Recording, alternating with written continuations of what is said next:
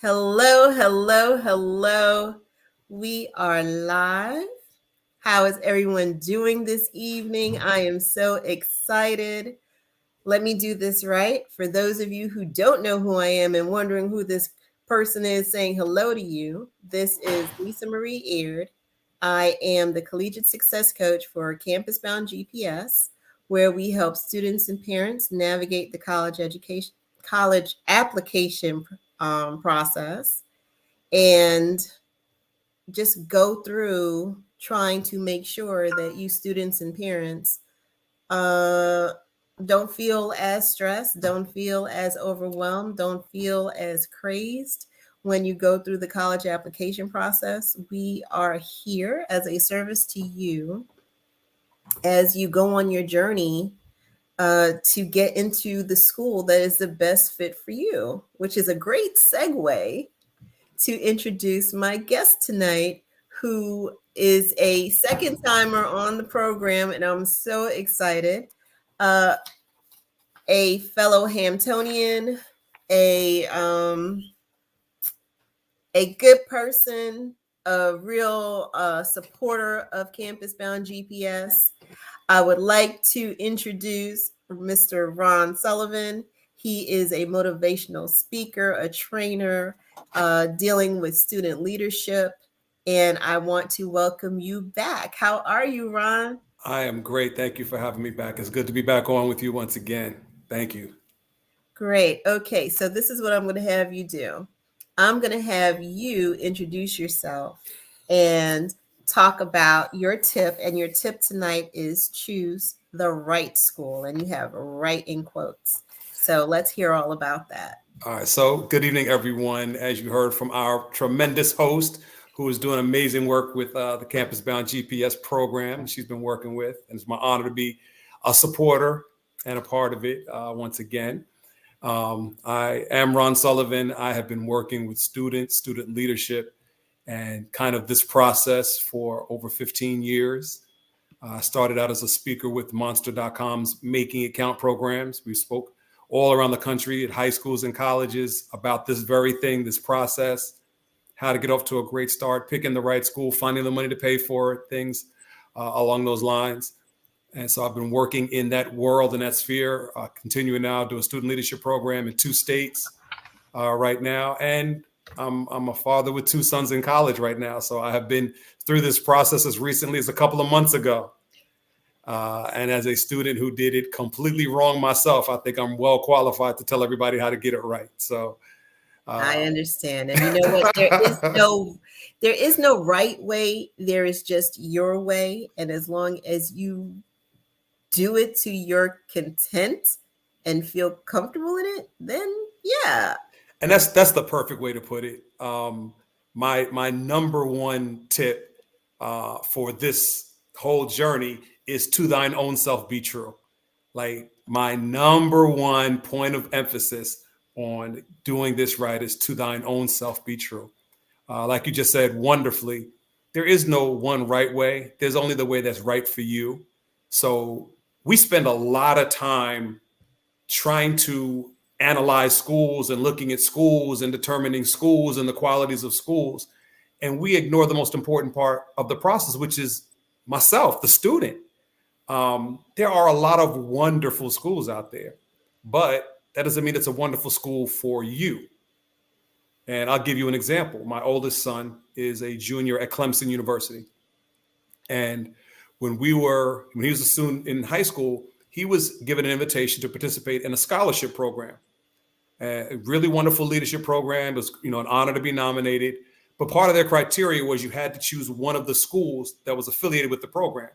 And when we went into the pool of schools, none of them were a fit for him. So while it would have been amazing for him to take advantage of this scholarship opportunity, just because the school wasn't going to cost as much doesn't mean that it was the right fit for my son.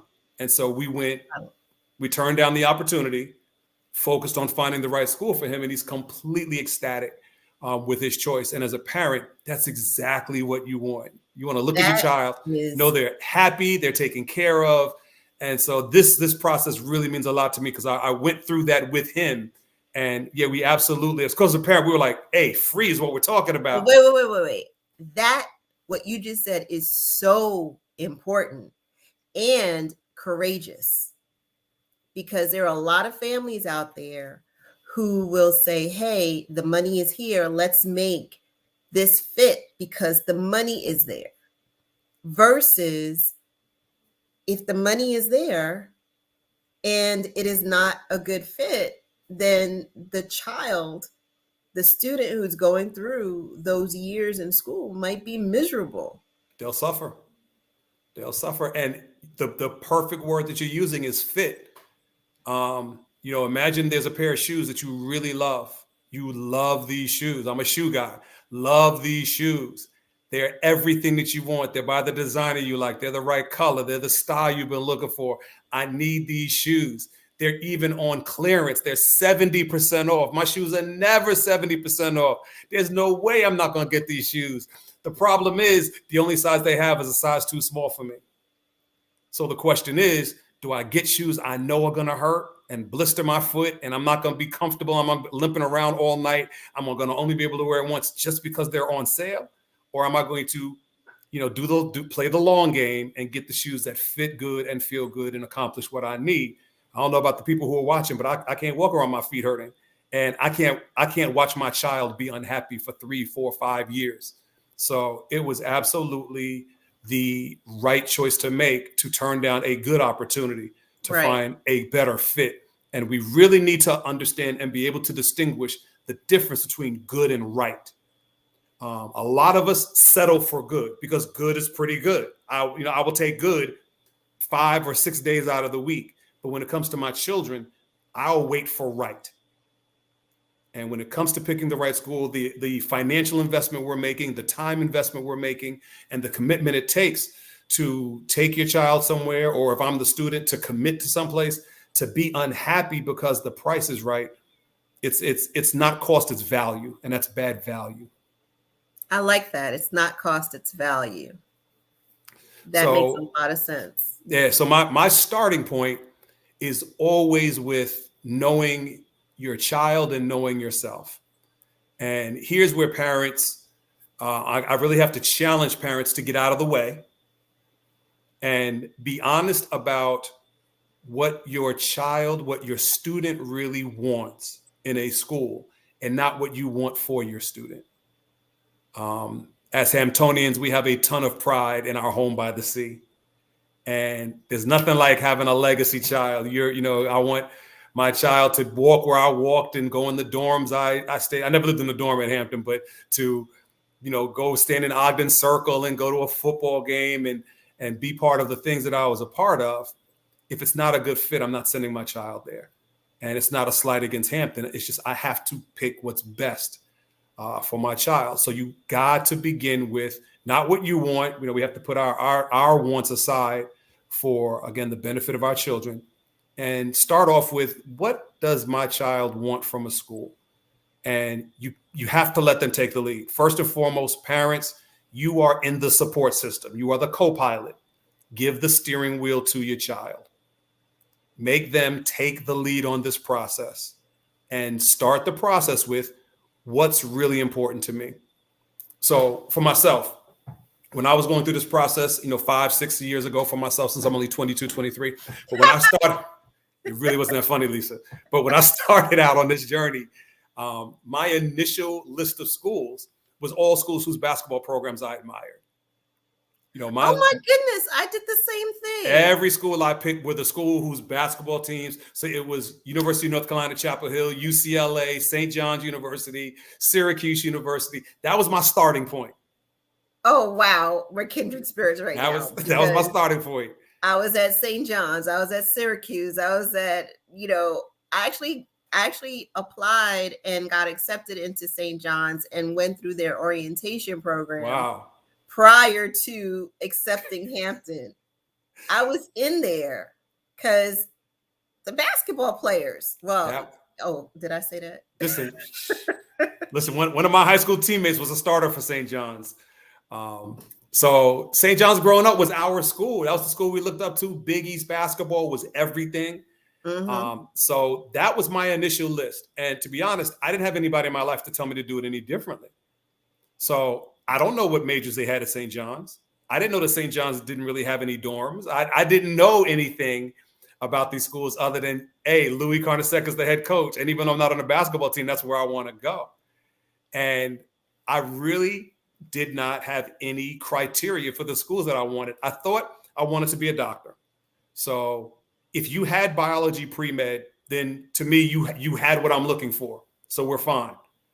And I knew nothing about rankings or if you're good at teaching a biology pre-med. Like every school has a business program. Doesn't mean you're good at teaching business. So I knew nothing about evaluating schools properly. My guidance counselor suggested I join the Army. There was just really, it was me and the Barron's Book of Colleges. I did that too. That was my process. My parents didn't go to college. My brother went to school locally in New York. My sister went away to Claflin in South Carolina. But again, I knew nothing about where they went or how they picked. They were 8 and 10 years ahead of me, respectively. So they were long out of the house when I was coming up. I really didn't know what I was doing. And so I went from the basketball teams. Here's what I should be looking for in a college. And at the end of the day, I applied to a bunch of schools. I got accepted to some. And somebody came on TV and said, there's a school called DeVry Technical Institute. Computers are the future. And so my parents called up DeVry and registered me for DeVry Technical Institute. So you were going to St. John's. I was going to DeVry to study computers. And I was the child that whatever my parents said was gold. Okay, if you said DeVry, I'm going to DeVry. And I didn't want to go to DeVry. I wanted to go to a university. I wanted a campus life. I wanted dorms and friends and parties. And I wanted the whole thing. And that wasn't it. So a friend of mine said, you should apply to Hampton. Where's Hampton? I mean, I'd heard the name. I knew nothing about Hampton. I didn't know anybody who had gone there. I knew nothing about never saw the campus. And he said, you should apply. I was like, yeah, but it's April of my senior year. Like, he said, listen, with your grades and with your SAT scores, they'll probably accept you. So I kind of got accepted over the telephone. Oh, wow. I got accepted $10 in a Scantron. I received my package from Hampton the Friday before I graduated from high school. Wow. I graduated from high school. My graduation was on a Sunday. That Friday, I received my package from Hampton. So the interesting thing is, you mentioned you got accepted in April. I got my package right around close to April. Maybe, I guess it was in March. Like I said, $10 in a Scantron. Never heard of Hampton University, but there was a classmate of mine running in the hallway saying, "Hey, this is a school," and I'm like, "What is Hampton? What is an HBCU?" But it was easy. I knew I had $10. It was an easy application to fill out. You were lucky. You got it even better. You just had a phone call. I did send in an application. I didn't even, I had to, but I was like, he said, yo, you should call the school. I said, well, can I still apply? And they allowed me to apply. That was good because I got to attend high school day. Oh, okay. And that sealed it. I knew nothing. Like the first time I saw Hampton University was my first day of college. And and my parents didn't come with me. Same here. I flew down and I was in Ogden Circle. Not only did my parents not bring me, there was a condition on my acceptance to Hampton. You're in. You can come to college here. We don't have a dorm for you. We have no housing for you. So I went to Hampton with $20, one suitcase, one hefty bag with clothes in it, and $20, and no place to stay at 17 years old. And that's how I started college. So students and parents out here, this is a totally different era. Totally different era, but there's a lot of parents who are college educated, went to school sight unseen. So let's get back into, what I did wrong and what students can do better than I did. I joked, I was very serious when I said my initial list of schools started off with schools I had heard of and their basketball programs. And as wacky as that sounds, that's not a bad place to start. you should start with the schools you've heard of. Your first list of schools should be any place you think you might want to go. University of Hawaii, because it's in Hawaii. UCLA, South Florida, Hampton University. Get a big list to start off. And then you start the process of saying, okay, what am I really looking for? So I have a bunch of schools I'm considering. Put that list to the side. We're not going to look at the list of schools. My very first, most important list is what is important to me. So what I might want to major in, and we'll talk about picking a major in a minute, what I might want to major in. What else do I want to do other than go to class? Are my parents in a sorority or fraternity? I might want to join the sorority my mother joined. Shout out to the AKAs. You just shameless plug. You have to understand, if I want, Black Greek life, I need to make sure that my school has a chapter. If that's important to me, then I need to evaluate that. Do they have that? Do I want to play a sport? Do they have the sport that I'd like to play? What are the financial opportunities for me? Is there a scholarship there? What do the dorms look like? One of the conversations I had with my sons, I have two sons in college right now. One's a junior, one's a freshman. They are polar opposite personalities. My older son is quiet. He's an introvert. He's not shy. He just doesn't need the spotlight. He's perfectly comfortable sitting in the room and you don't know he's there. My second son has been the mayor of New York City since the day he was born, and you cannot tell him he's not.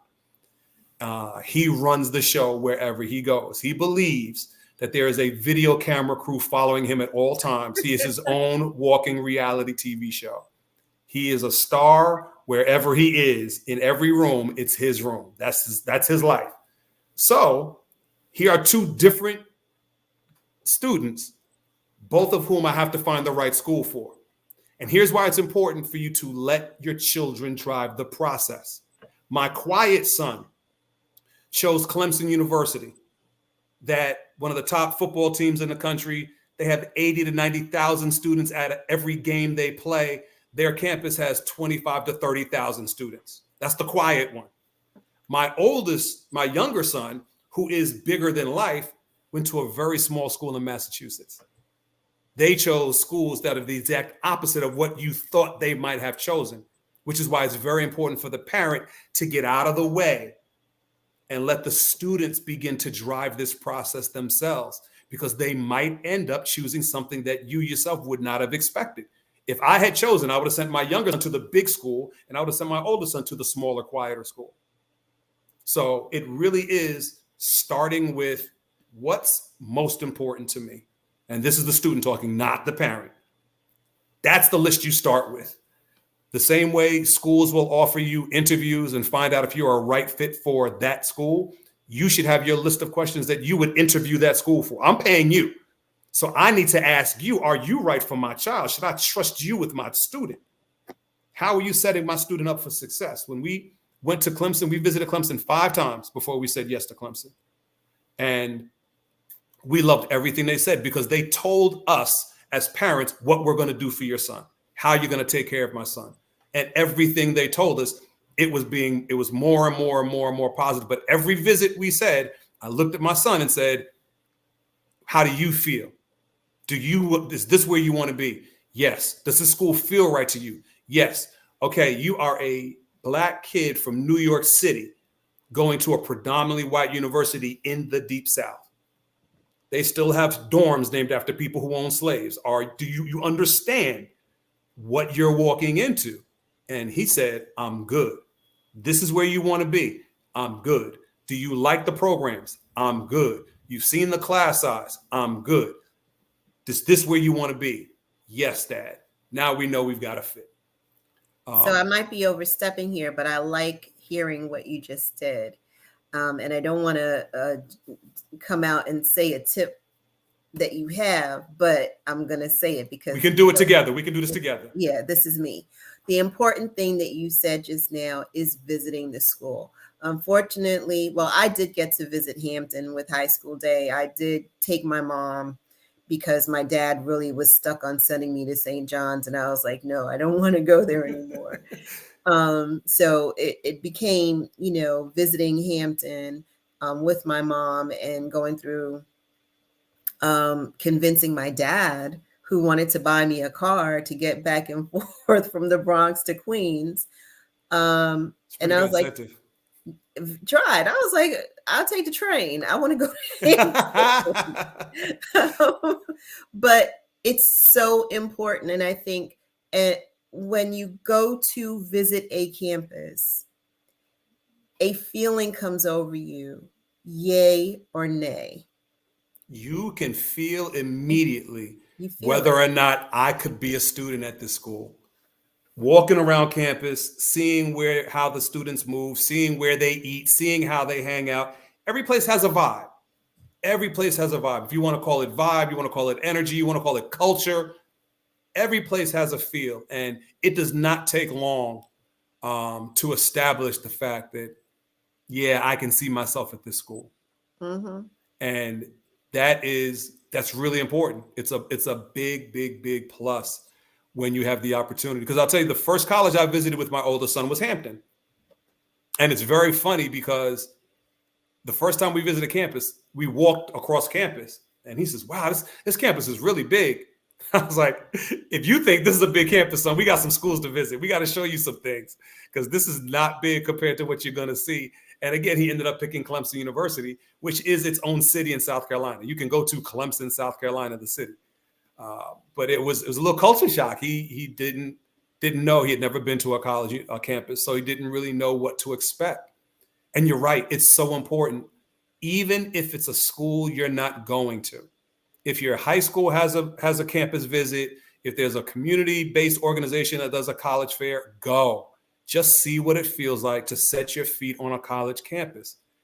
It doesn't have to be the one you choose, but that feeling is so important to you to see what students look like and see what their energy is like and see what the pace is like and say, yeah, I don't see it here, or, yeah, I could. And I'll give you a perfect example. I took my youngest son, to visit a high school here in New York. And it's pretty good school, great reputation. And we went to visit because picking a high school in New York City is like picking a college. And we went to visit this high school. And while we were online to go into the high school, this enormous water bug walks across the hallway. And so my son looked up and he was like, nope, like already. I agree. Not happening. Not. We took my oldest son to Syracuse University. And here again, nothing on that list of things that are important to you, everything you put on that list is important. It may seem shallow, but if it matters to you, put it on your list. And here's a very good example. My oldest son, near the top of his list was Syracuse University. For those who don't know Syracuse intimately, Syracuse is a top university in this country. It is an excellent school. What my son wanted to study, they had, and they're very good at it. And Syracuse was very, very, very tempting. We know some graduates from Syracuse. Everyone we know gives Syracuse the thumbs up. It's a big deal to attend Syracuse University. So we take the 5-hour drive to Syracuse, New York to visit the campus. The day we drive up there, it snows. So there's snow and ice everywhere. As soon as we step out of the car, my son is like, no, I don't want to go somewhere where it's cold. We park the cars. We're here now. We're taking the tour. We park the car. We walk over to meet our tour group. And the tour campus cheerleader says, welcome to Syracuse, everybody. I'm so glad we have this beautiful day. Did you all know that Syracuse University is the snowiest campus in the United States? We get more inches of snow on our campus than any college in America. And my son said, strike two. It's already cold and ice out. Now you're telling me I'm going to get more snow? And they're talking about how they have underground tunnels to make sure that when it snows 20 inches, you can still get to class, and how people get their little trays and they get a piece of cardboard and they belly slide down the hills at Syracuse. And my son was like, I don't want to go where it's cold. And you say, well, listen, you're from New York. You're used to cold. I don't want to go where it is cold. I agree with your son. and he absolutely south, 50, 60 degrees in the wintertime. He's not upset one bit that it doesn't snow there, or when it did snow 2 inches, they closed campus. He's not unhappy one bit, but that matters. If you don't like the cold, then don't pick Syracuse. They're telling you we're not the right school for you. So I know that sounds like a small thing, but when you're talking about someone's happiness, I don't know how you feel about the cold, but I know people who don't like to be cold. When you make them cold, they become very miserable people. And if you got to, you're sitting there on your first week and it's snowing and you got 4 years of this in front of you, it's not going to be a pleasant 4 years. So more than what a school has, you really need to start with what matters the most to me. And again, this needs to come from the student. Very few students care about campus, care about classroom teacher-student ratio. Like, that's important from a parent. How many students are in the classroom? That's not on the student's list.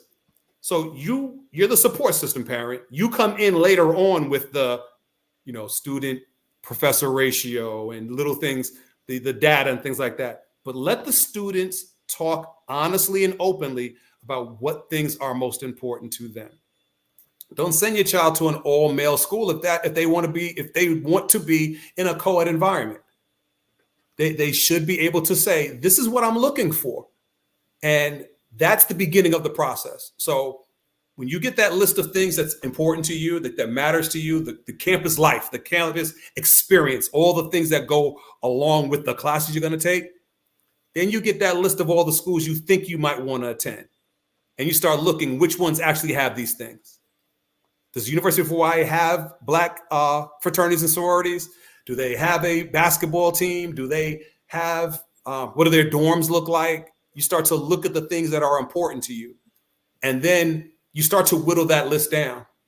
And now you're starting to do your research. Now you're starting to come in with, okay, now that I know what I'm looking for, which schools have these things? And that's when you'll start to uncover some hidden gems. That's when you begin to find some schools you've never heard of that are really great fits for you. And again, from personal experience, my oldest son went to a big school that a lot of people in America have heard of. My youngest son goes to Babson College in Massachusetts. Babson College is not in anybody's magazine. I heard of Babson for the first time a couple of years ago because a family friend went there. Babson College is in Wellesley, Massachusetts. Small school, I think that's 2,500 students. Babson College, despite the fact that most people have never heard of it, has been the #1 school for entrepreneurship in the United States for 25 straight years. They have a school of entrepreneurial leadership that I think Arthur Blank, the founder of Home Depot and the owner of the Atlanta Falcons, put, I think, $160 million into. Babson College is a fantastic school that most people have never even heard of. You need to be open to the fact that the right school for you may be a school you've never heard of yet. Okay, I just want to say this. Go ahead. Be open. Please. Be open. Please. You may have started out saying, I want to go to an HBCU, and then realize that little school tucked away in New England or down in Houston, Texas, or in New Jersey is actually the best fit school for me. That actually happened with one of my clients, one of my students that I was working with. HBCU was not on his radar. And he did some research, and I was super proud of him. Because he came up with a school that was not Hampton, and I was like, wait a minute, you're looking at an HBCU and it's not Hampton. There's a problem here. we got to talk some more. Yeah, but his #1 choice was an HBCU, and even his parents were like, where did that come from? And I said, it came from the research. Right. And then you start to find out, when you start doing that research, not only are there these wonderful hidden gems out there across the country, because there are over 5,000 colleges and universities in the country right now. So you've got a lot of things to choose from. Whatever you're looking for, it exists. And then once you start to take that big, broad list, okay, here are my high school schools I thought I was interested in. I've done some research. My list is starting to shift and take shape. I'm engaging my high school counselor, whether I get one conversation with them or we have a great rapport, whatever. I've engaged them in a conversation to kind of get some guidance. And I'm starting to talk to other people who've gone to school. Again, I come from parents who did not go to college, so I couldn't look to them as a resource. My older siblings were already going out of the house. So, I looked to other people that I knew were more organized than I was. And I said, well, where are you going? What are you considering?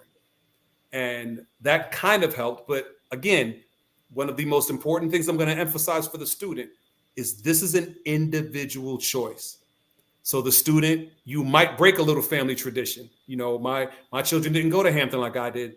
They broke away a little bit. I didn't try and control their choice, but you know how we feel about Hampton. Hampton's everywhere around us. My degree's on the wall. We make a big deal about going to, Hampton University. And they had to find the courage to say, it's not really what I want. Thank you. I'm glad that you speak up and say what you're interested in. The other thing is let go of your crew. Because in high school, I know how important it is to be with your friends, to be with your best friend. You've probably been best friends since 6th or 7th grade. You have your boyfriend or girlfriend and you guys are never going to leave each other. Whatever the story is, I know how hard it is at 16 or 17 to say, I'm going to let go of the closeness I've established with this person for most of my life. But if you and your best friend don't want the same things, you shouldn't be at the same college. You've got to make the choice that is the best choice for you, not for your parents, not for your crew, not for your best friend, not for your girlfriend or boyfriend. What is the best choice for you? And you've got to be strong in that space. You've got to hold on to that. Yeah, because your journey is your own. Your journey is your own. Your profession is your own. Your life is your own. One of my good friends, we did go to high school and college together. We studied the same things, but our journeys are completely different. And So what if, you and your best friend pick the same school and it's the perfect fit for your friend, but not for you? Mm-hmm. Now, I really thought after my first year of Hampton, I was going to transfer. I thought after my first semester, I was going to transfer. I was really unhappy because it took me a while to adjust to not living in New York. Virginia was very different from New York. I was the same way. I wasn't comfortable. I wasn't happy because again, I had done no research on Hampton. I didn't know what I was there for. I didn't know what to find there. I knew nothing about it, and so I'm there researching it while I'm going, and it was very tough. Go ahead. So let me ask you. Okay, so we're talking similar experiences. I was homesick. I was homesick, and it was different because I went to a predominantly white high school, mm-hmm. and I ended up going to a predominantly Black college, and it was culture shock for me. Yep. So how did you end up staying? Because my story is really interesting.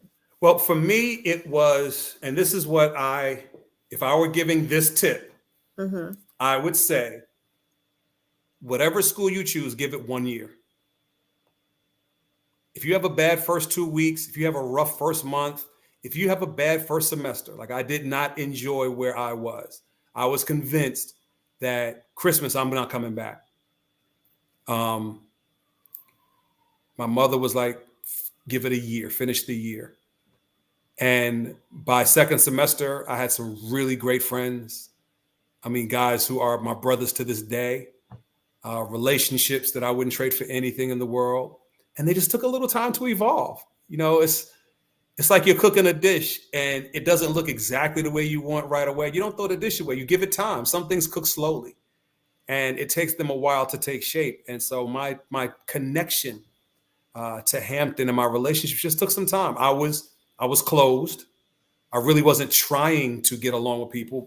Some of my friends were like, hey, let's go hang out over here. Or let's, at the band. I was in the marching band. So, hey, let's meet up after band. I was like, I don't want to meet up. Like, what do y'all want to hang out for? You don't know me. Like, why y'all want to always do stuff?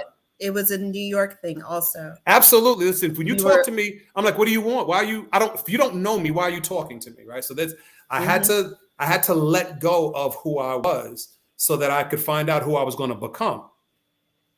And that's interesting too. So when my first semester at Hampton, I had a work-study program, and I worked in the student union at Ye Olde Munchie Shop, and Pirate Burgers. And I want to, is it Rick Watson? Rick Watson was my boss. Really, he I believe he worked with the girls basketball team or the track team. So I forget who Rick worked with, but I remember him having a conversation with him with me, saying, "Why do you want to leave?" And I'd never been away from home, Mm-hmm. and I wasn't used to the experience of being away from home. I wanted to go home, and he said, "Well, where would you go?" I said, "Well, I got accepted St. John's. I'll go right back there." And this is the individualism, and this is the research, and this is, you know, the care. What Rick told me was, if you stay, you are with family, and we will not let you fail. You have people that you can come to when you need assistance, when you need help, when you need guidance, when you need someone to talk to. And that made me stay. Mm-hmm. And so said, so done. And You know, that's really when we start rounding out what this process looks like. Now we're starting to get to the specifics of what you should be looking for, and here's where the parent can really start to help out, because a student doesn't know to ask for things like, what are the academic support resources like? You know, high school and college courses are different. When I write that first English paper that I got 90s on in high school, and it gets ripped to shreds when I get to college, who is now going to help me understand what the difference is? Because I was a brilliant writer in high school, and now I'm a lousy writer in college, because professors are looking for different things. So I do kind of need to know what's academic support like. We are now coming out of an era that we have never, ever, ever, ever, ever seen before. So our students need additional mental and emotional support coming out of a pandemic and trying to transition back into a life they kind of remember. And we're struggling with it as adults. So we have to make sure that any school we send our student to, what's your COVID protocol? How is testing handled? What's your vaccination policy? And you have to pick a school that has rules that you're comfortable sending your student there. My son lived at college during the pandemic, taking classes remotely from his dorm room. So he was on campus, but didn't attend classes in person. So question is, in South Carolina, how are they keeping my son safe from COVID? Clemson had an amazing COVID policy. They had isolation dorms set up if somebody tested positive, mandatory weekly testing. Everything was set up to protect my son. And when I took him back to campus and we got there, his ID wouldn't swipe at school. And we were like, wait a second, we paid the bill, right? Like, what's going on? If you hadn't tested yet on campus, they deactivated your ID card. So you couldn't do anything at college until they tested you and said, okay, you can get back in your dorm room. You can do what the things that we're going to allow you to do. I thought that his university, they made us feel as parents that my son was protected. So that's another one of those new things we have to add to our criteria when picking a school is, how are you handling COVID? Forget what's going on in your city. How are you handling it on your campus? What's security like? What things are you allowed to do on campus? What opportunities do you have? And of course, as parents, you get down the list and you got to ask the money question. You know, that was a sticker shock when my son found out how much Syracuse cost, because they were starting to win him over. He got past the storm. Once we got indoors and he got to see their facilities, he was like, Dad, you know what? Syracuse is looking. I can see why Syracuse is at the top of people's list. And then our good old campus cheerleader gave us yes, and we're only, and gave the dollar amount. You guys can look it up. I'm not going to put Syracuse on blast for costing almost $100,000. But when my son realized that you got to pay this every single year, he looked at me. And I know when something is really affecting my son, he's quiet. He won't say anything. He'll just blink. So my son looked at me. He was going, almost like he was giving me Morse code, like, Dad, get me out of here. Like I just knew it was not the right fit for him. And he just the money pushed it over the top. He's like, I couldn't ask you guys to pay this amount of money every single year to send me to college. And you don't want money to be the final decision, because again, we did walk away from a scholarship opportunity for him to get him in the right fit, but it is certainly part of the equation. And I have to find out, what are the financial requirements? What are the opportunities? Will there be work study opportunities? Are there some internal scholarships we can look at? All of those things. And you really may get to that point where you're saying to yourself, we're very big on our kids going away. I don't want the kids down the street. I live down the street from Columbia University. Fantastic school. I asked Columbia wrote my son and emailed him every week. I said, you sure you don't want to go to Columbia? He says, you want to go? Nope, I don't want to visit it. I don't. Away. We need to go away. We've really harped on going away, because for us, college is not just where you get your education in the classroom. College, those are very important years of maturation that take place there. I need some place where my children are going to develop as people, and they need to get away from me a little bit. It's hard as a dad to not run in and take care of everything for your children if you can.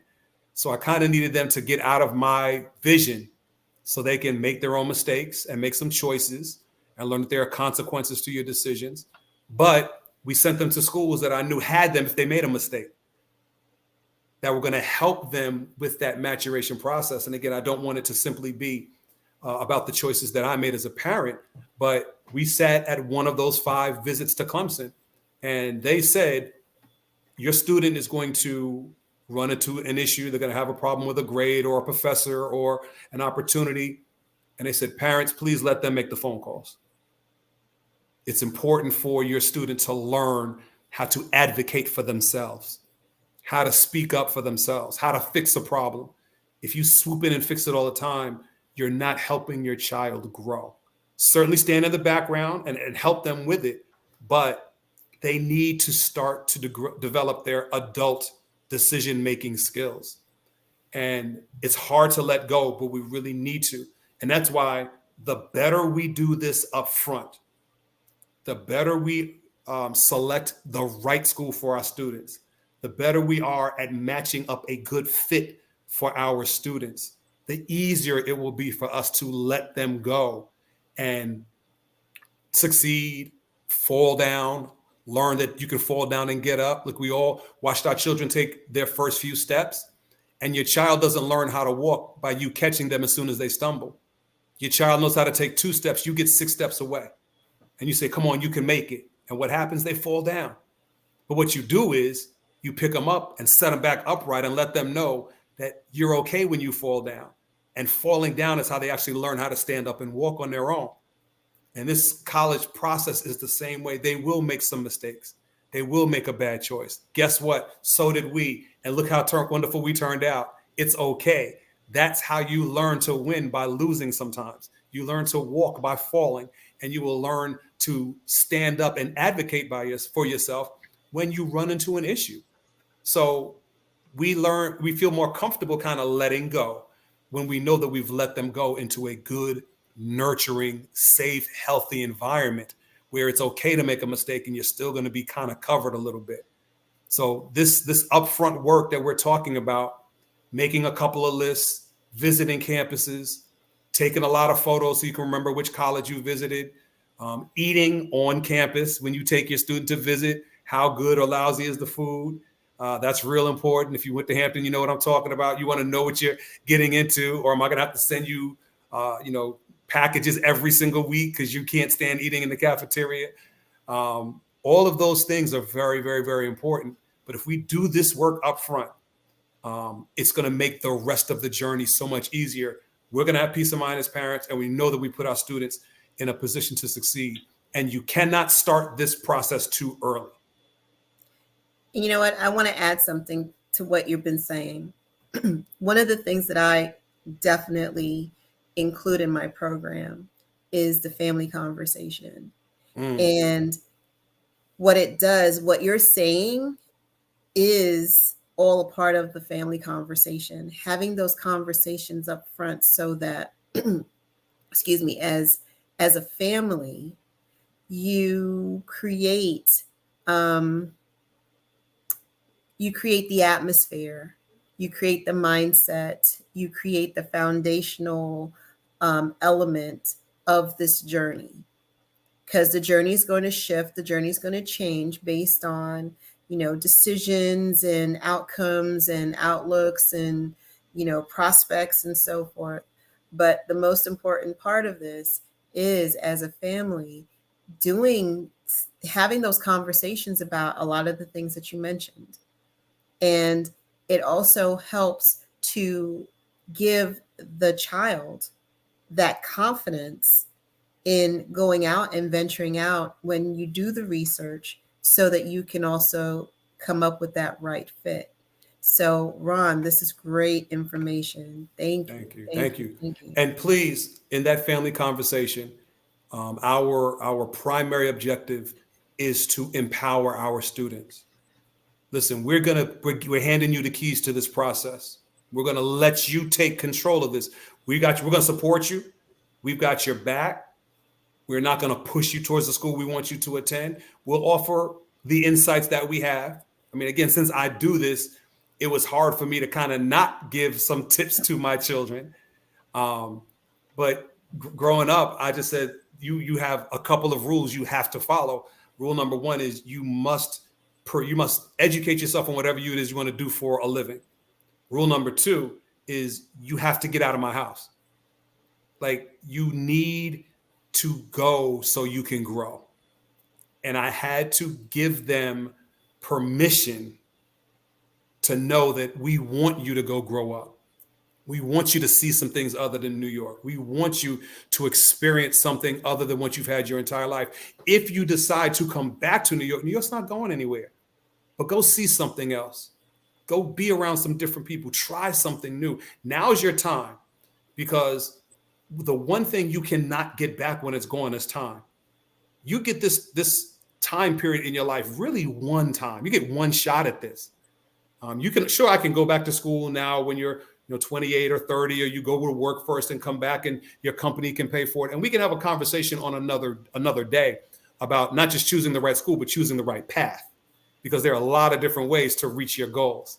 So we can have that conversation another day. But while we're talking about schools, you want to make sure that you have the comfort to try whatever it is you feel you need to try, because you can't do it like this again. You're not going to be 25 years old living in a dorm. You're not going to be, if your work is paying for it, you're probably going part-time. You're not joining a fraternity or sorority. It's a different experience. You get this 17 to 22-year-old window just for these 5 years. And you need to go out. Here's your time to try some decision making and growing up and doing some things now, because you kind of still have a little bit of a safety net with us still here supporting you. The university's kind of supporting you, but you're starting to make some of your grown up decisions.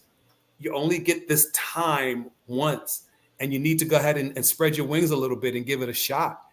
And whatever it turns into, it turns into. But this is your time, and as parents, we need to make sure that our students embrace this and take full advantage of this opportunity, and let them shine, let them spread their wings and shine. Awesome. Great bit of information. Great way to sum up a lot of things that you've said. It's all about empowerment. It's all about, support, and it's all about the research and making the decision, or making the journey, so that you can create the right fit for you. And let me say this one last thing. I know we're going to wrap. I just want to give this one last thing that's really important, is to understand you do not have to do this process alone. Utilize your school counselors, utilize your family members, your older siblings, those people you look up to who've gone through this process, utilize them. And if you don't have any place else to go, Campus Bound GPS, Lisa Marie Aird, has this information available to you, and she can walk you and your family through this process. She's here to assist you guys through the process. She brought me on just to kind of add a different perspective or a different voice, but this person has built a program to help you all through it. Take advantage of the resources that are available to you so that you can do your very best job at finding the best fit school for you. She's got you. So utilize her. I appreciate that, Ron. Thank you so much. Thank you so much.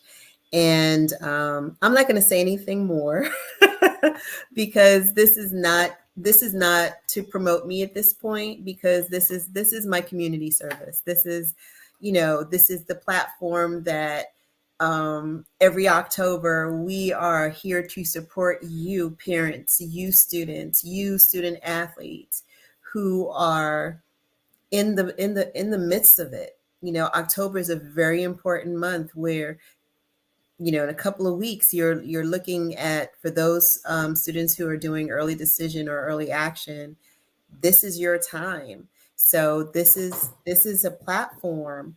If you are nervous, if you are confused, if you have a question that you need to just get an answer to, we're on YouTube now. So I do want to say that. Let me put this shameless plug in for YouTube, because my assistant has been telling me every night, please tell folks to subscribe. So please, please, please subscribe to the Campus Bound GPS YouTube channel. All of the October tips from the 1st, today is day 25. So the 1st through the 25th are going to be on here. Soon I'm going to put the archived versions back on this platform as well. So there's going to be a wealth of information for you at your fingertips. Just look to a topic, and if the answer is still not there, then reach out. Just ping us, and this is my network. Every night that we're here, every topic that we're covering, this is a part of the Campus Bound GPS network. So we are here to service and serve you, provide a service to you, and get you through this college application process. So with that said, And it costs how much? nothing. How much are your tips? Say that again. Your tips are how much? Nothing. Is Not that a is bit. that is that free information you're giving out? Free information. And who can Because use it? Who can get it for free? everybody that decides to Free subscribe to everyone. to the YouTube channel Campus Bound GPS. I just want to make sure that people understand that this information, you're making it available to everyone who wants it. And this is a give back. This is a service. And it's available to everyone. Take advantage of it. Take advantage of all the resources that you have available. Campus Bound GPS is one of those resources. Thank you. Thank you. All right. So that's a great way to close. We are wrapping up day 25 of 31. So we're moving down the road. Ease on down the road, right? Sid, thank you so much for having me again. I really appreciate what you're doing and giving me an opportunity to share some of my information. Thank you. I thank you for being a part of the Campus Bound GPS community and always saying yes to sharing your information, your experiences, your knowledge. So I thank you. And this is Lisa Marie Aird with Campus Bound GPS, October Tips, saying good night and be safe.